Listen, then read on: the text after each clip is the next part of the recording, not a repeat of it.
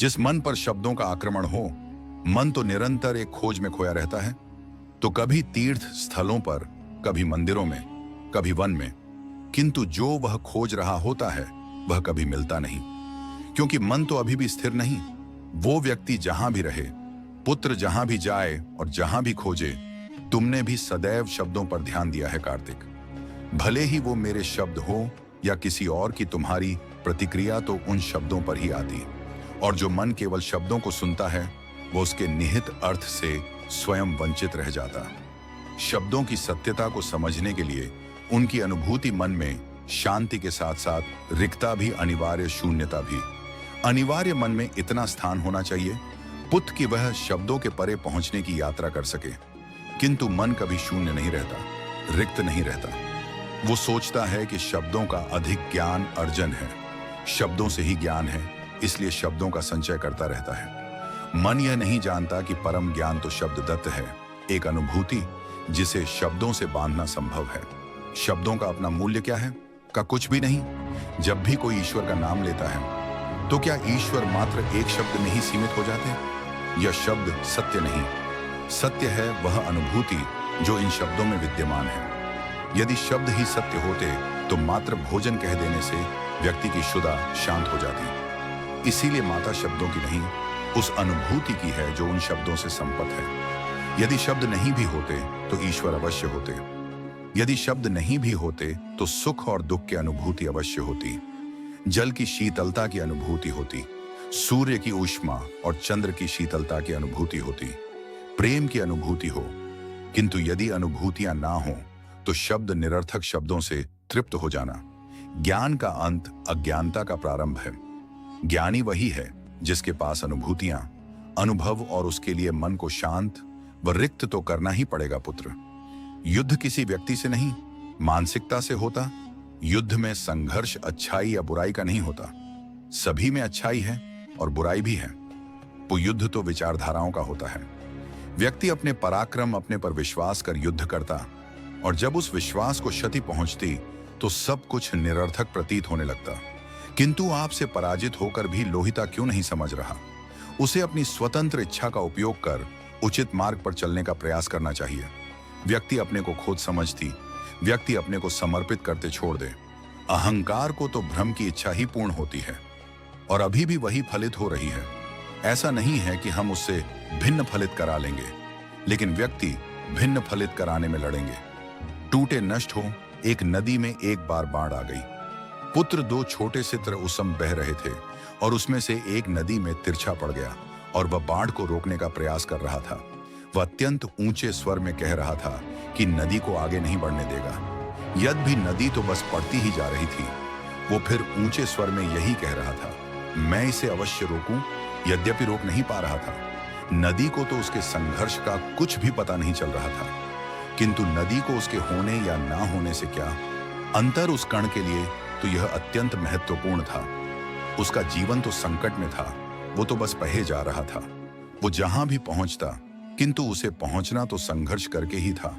किंतु यह बीच का कण, यह बीच का काल दुख पीड़ा द्वता का काल है।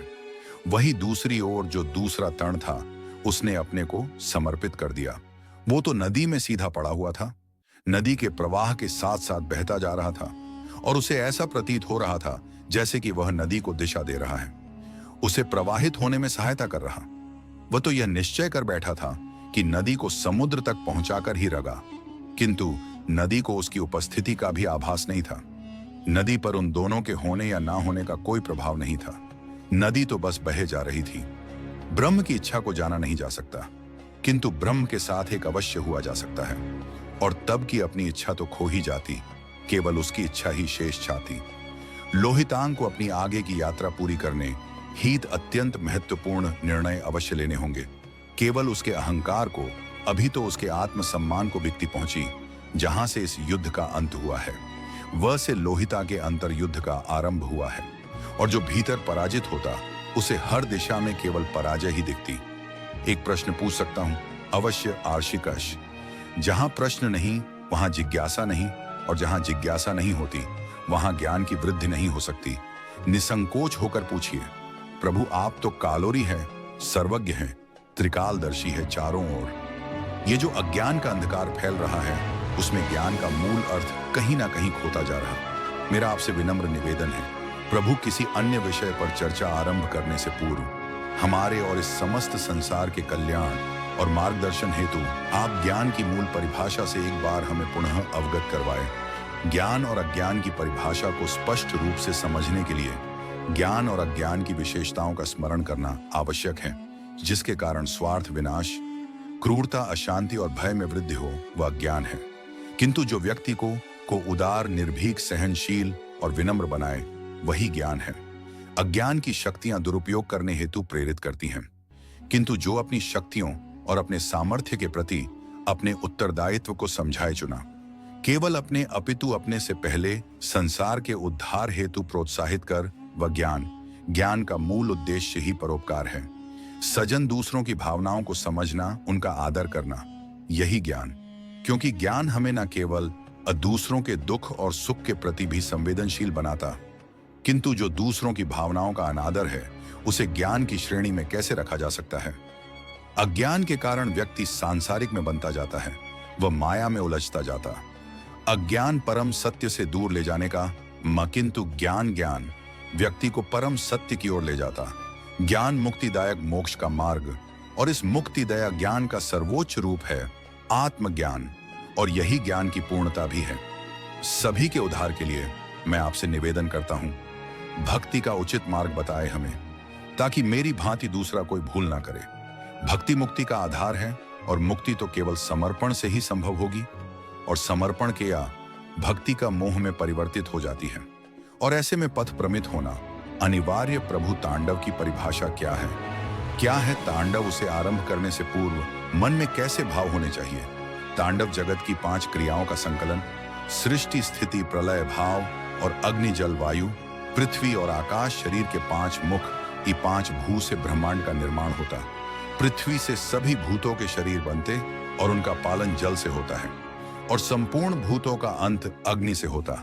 वायु तथा आकाश में भाव और अनुग्रह की शक्ति मेरे यह 5 महाभूत मुख की 5 महाक्रियाओं प्रतीक न आवश्यक है आर्षि, क्योंकि धन मूल आवश्यकताओं को पूरा करने में सहायक होता है।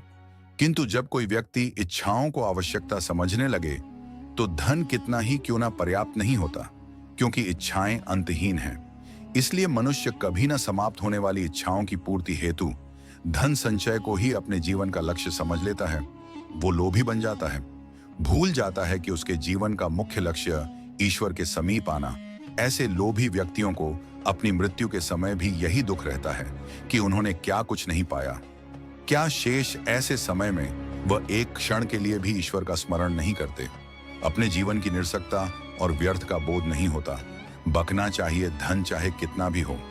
क्षय मूल आवश्यकता तो केवल उतनी, तन ढकने के लिए, वस्त्र, पेट भरने के लिए, आहार और शरण के लिए। मविन आवश्यकताओं के पूर्ण होने के पश्चात जो भी है वह इच्छा धनी व्यक्ति के पास जो भी अतिरिक्त धन होता है दान करना चाहिए, उनके उद्धार के लिए जो अपनी मूल आवश्यकताओं को पूरा नहीं कर सकते। ऐसा करने से संसार में समानता होगवेश नहीं होगा, सद्भावना बनी रहेगी। किंतु कुछ व्यक्ति इस तथ्य को समझ ही नहीं, उन्हें अपने एकत्रित किए हुए धन से इतना मोह हो जाता है वो उसका एक अंश भी किसी और को नहीं देना चाहते। ऐसे व्यक्तियों की सूची में सर्वप्रथम स्थान कुबेर का है।